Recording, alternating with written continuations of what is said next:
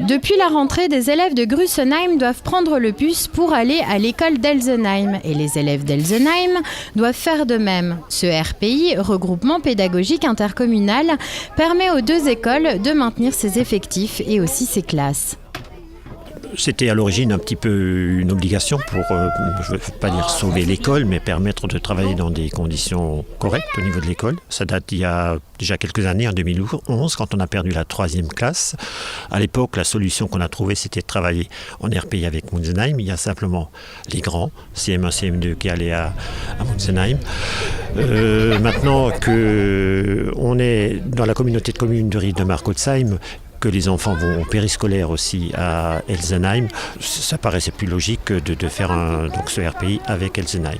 On a remarqué aussi, là pour cette rentrée, qu'il y a eu un certain nombre d'enfants qui étaient scolarisés à l'extérieur du village parce qu'il n'y avait pas de périscolaire, parce qu'il n'y avait pas ça, qui sont revenus sur le village parce qu'ils se rendent compte que il y a un service, le périscolaire. Et puis aussi, il y a cette qualité d'enseignement qu'on peut mettre en œuvre parce qu'on a fait ce regroupement avec Elsenheim. Les horaires étant identiques dans les deux villages, il a simplement fallu décaler de quelques dizaines de minutes les horaires des écoles pour organiser le transport en bus. Chaque école garde sa maternelle. À Grüssenheim, Lynn Sengler s'occupe uniquement des CE2 et à Elsenheim se trouvent les autres niveaux.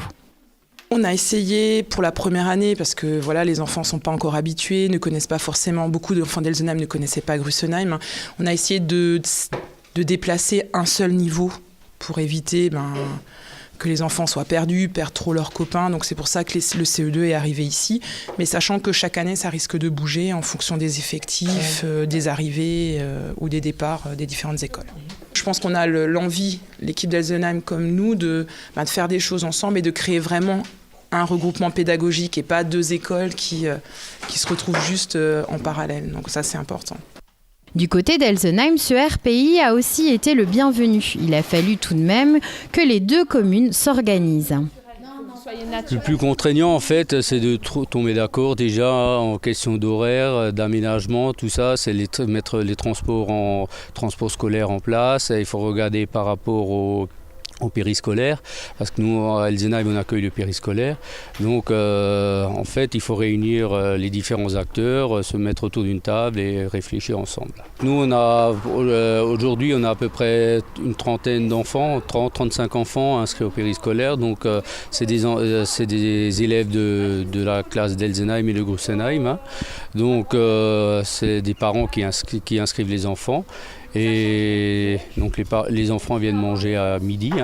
Donc il y a un transport qui est organisé de Grüssenheim qui rapatrie les enfants sur Elsenheim. Tous les enfants mangent à la salle polyvalente encore aujourd'hui. Et ils repartent à 13h15 en bus.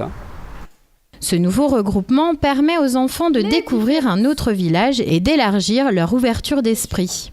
Ce RPI a depuis longtemps été réfléchi par les enseignantes afin de bien préparer les élèves. Au mois de juin, nous avons organisé une visite des deux écoles. Donc les futurs élèves de Grüssenheim qui venaient ici sont venus une demi-journée et les futurs élèves d'Elsenheim qui iraient à Grüssenheim sont allés là-bas. Donc nous avons fait un échange d'élèves sur une demi-journée, un mercredi matin, fin juin, pour qu'ils puissent se familiariser avec les locaux et se familiariser avec leurs nouvelles enseignantes. En fait, en préparation l'année dernière, j'ai accueilli 4 élèves pendant une année scolaire au CM1 qui étaient originaires de Grüssenheim. C'était pour faire le lien avec l'ancien regroupement pédagogique Grüssenheim-Munzenheim et donc l'actuel regroupement pédagogique Grüssenheim-Elsenheim. Les écoles ont déjà mis sur pied un projet de défi lecture pour les deux maternelles. L'autre projet est une fête de fin d'année commune aux deux écoles. Mais l'année vient tout juste de commencer, les écoles préfèrent pour le moment trouver leur rythme de travail pour qu'à l'avenir, d'autres projets communs voient le jour.